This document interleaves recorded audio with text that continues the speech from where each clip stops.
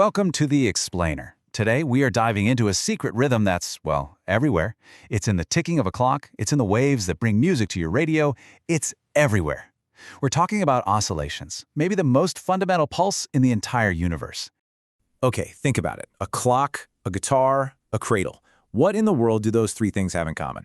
I mean, one tells time, one makes music, and the other puts a baby to sleep. But if you look closer, through the lens of physics, you'll see this incredibly deep unifying pattern that connects them all.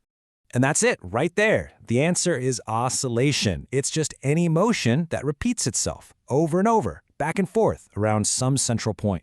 It's absolutely fundamental to how the world works, and today we're going to break down its most perfect, most ideal form. So to really get a handle on any kind of oscillation, physicists always start with the purest version, a kind of perfect blueprint for all vibrations.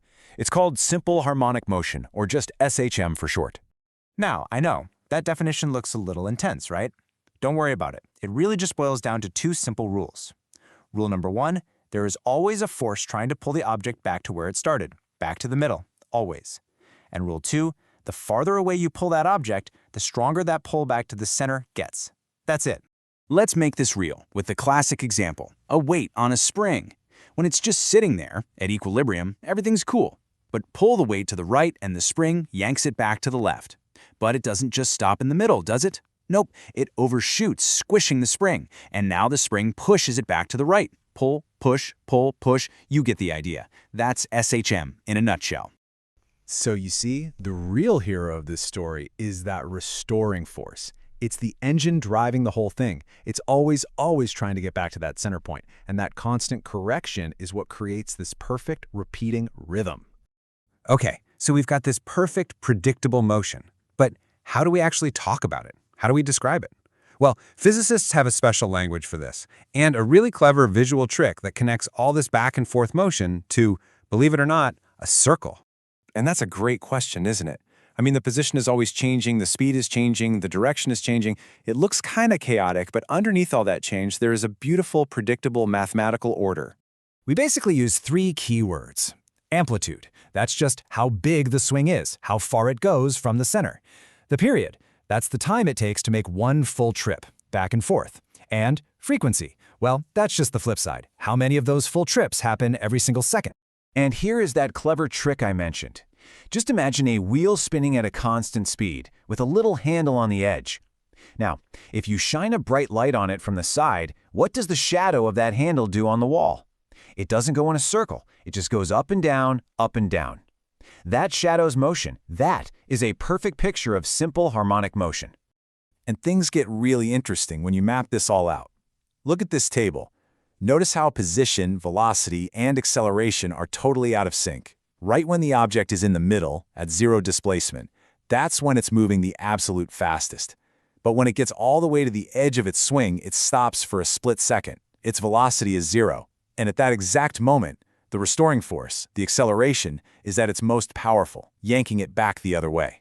All right, so how does this perfect, ideal model actually show up in the real world? Let's move away from the abstract spring and talk about something we've all seen, the simple pendulum. A pendulum is basically just a weight on a string. But here's the catch, and it's a big one. Its motion is only really simple harmonic motion when the swings are small. If you have these huge, massive swings, the physics gets a little messier, and it stops being that perfect, ideal rhythm. And you can really see what makes it special when you look at the energy. Compared to a conical pendulum, that's one that spins around in a circle. It stays at the same speed and height, so its energy is constant. But our simple pendulum? Oh no, it's in a constant state of trade. It stores up potential energy at the top of the swing, then cashes it all in for kinetic energy, speed, as it flies through the bottom. This constant dance between two types of energy is a trademark of SHM. So a pendulum has this beautiful exchange of energy going on. But if you've ever been on a swing set, you know something. It doesn't go on forever. So far, we've been hanging out in this perfect physics land with no friction. But, as we all know, reality is a little bit messier. It's the most obvious question, right?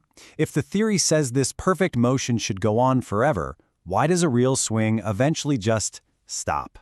The answer has a great name. It's called damping. Damping is really just a catch-all term for anything that pushes back against the motion and sucks out its energy. Think air resistance, friction, all those little real-world forces. And it turns our perfect unending oscillation into a damped one, where every swing is just a little bit smaller than the last. But here's what's so wild about damping. Even while the size of the swings, the amplitude, is getting smaller and smaller, the time it takes to complete each swing, the period, stays almost exactly the same. The rhythm hangs on, even as the motion itself fades out. How cool is that? And now, we get to the grand finale. We know things can swing on their own, and we know they fade out. But what happens when you don't just let them swing, but you actively push them? This leads us to one of the most powerful and, frankly, awesome phenomena in all of physics: resonance. So first, let's just set the stage. Pretty much every object out there, a wine glass, a bridge, a guitar string, has what's called a natural frequency. It's the frequency it wants to vibrate at if you just tap it and leave it alone. That's a free oscillation. But of course, you can also push it at any frequency you want. That's a forced oscillation. Resonance is what happens when you time your push perfectly. When the frequency of your force exactly matches the object's natural frequency, something incredible happens. The amplitude doesn't just get a little bigger. It can grow like crazy, sometimes to destructive levels. It's exactly like pushing someone on a swing. If you time your pushes just right, they go higher and higher and higher. That is resonance. And this quote from our source text just hits the nail on the head. Resonance is all about maximum energy transfer. When those frequencies match up, the object is perfectly in sync with the force pushing it, which lets it suck up energy super efficiently. And that's what fuels that insane growth in amplitude. And this isn't some abstract idea either. It's built into the tech we use every single day. When you tune a guitar, you're adjusting a string's natural frequency to resonate with a musical note. When you tune your radio, you're telling a little circuit inside to resonate with only one station's frequency, making that signal super strong while ignoring all the others. So we end up with this incredible idea. Resonance, this power of perfect timing, is the same principle that can create beautiful music, and also the same principle that can cause a bridge to collapse. It can build and it can destroy. So the question to leave you with is, where else in your world do you see this hidden power of oscillation at work?